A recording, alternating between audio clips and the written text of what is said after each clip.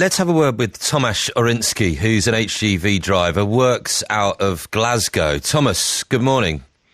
Good morning. Good morning. Now, you're Polish, aren't you? So just give us a little bit of background on yourself. When did you come to the UK and what attracted you to do the job here? I'm here in Glasgow since basically 2005, and I've been driving lorries when I arrived. Then I went to the university, but then I didn't like the office job, so I'm working part-time as a lorry driver now and do some writing in the spare time as well. Okay. What are you making of this situation, and how much do you think it's down to foreign drivers returning home? I think it's in the large part of the problem of the foreign drivers returning home because of Brexit and the British job market is no longer as attractive for the lorry drivers as it used to be. And while there is obviously not so bad shortage in Europe, the drivers there are in a high demand. So they no longer feel the need to be in the country where they are clearly feel that they are not welcome because of the attitude of many British people that is related to Brexit. And also, yes? No, carry on. And also the system is making life much more difficult for foreign workers now with all these visas or settled status for people who've been here for like 15 years like me. It's a bit even offensive if you were promised that nothing will change for the EU citizens and then you are basically forced to apply for the right to stay at your own home where you were paying taxes for a decade or more. So many people left, and of my Polish friends who were driving lorries in Britain, I'm the last one who's still here. Really? Why have you stayed? Actually, I would be already gone, but I've been assaulted on the racist grant, and I've been off of work for a year, and I need to save money before I be able to move, basically. Well, I'm sorry to hear that. I understand your explanation entirely.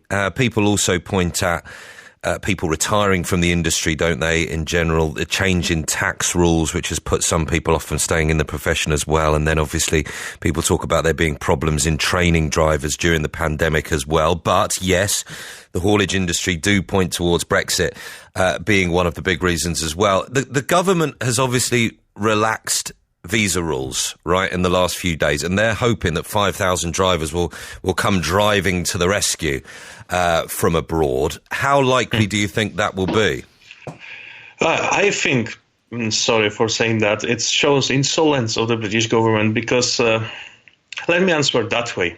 You work for BBC, you're happy in your job, and I come to you and I tell you, listen, I'm working for a Polish broadcasting corporation. I got a great offer for you. Drop your job, come to my country. You will get a show that nobody else wants because my own presenters got the best shows already. You can stay here for 3 months. You will work through agency, which will take a big chunk of your salary, and you won't be able to go to the toilet because we don't have enough toilets, so we have to pee in the milk bottle. Would you quit your job and be in BBC and come to work for me? I don't think so. And this is exactly what the British government is offering to those people who already are in Europe, who have good jobs in Poland or Germany or Sweden, where they are respected, where there is a good infrastructure for the drivers. And to think that migrants are like tap with water, which you can open and close where you need it. It's just insolence. You even got this posters everywhere. Dog is for life, not for Christmas. And this is how you treat your drivers. You just want them to come to rescue and then bugger off when you no longer need them. And also you have to remember that drivers got still in mind how they were treated last Christmas when they were all imprisoned in Manston Airport and treated really, really badly. And is this what your friends are telling you? Is this what your Polish friends who have returned home are saying? Yes, you could go. Actually, last night I looked under the article in the Polish trucking magazine about this offer from the British government, and as I quoted some of them to your researcher, I was told that they are not suitable for the radio. So right. May I just give you this digest, which is basically saying that, for example, one of my favorite ones was tell Boris that Brexit means Brexit. He won.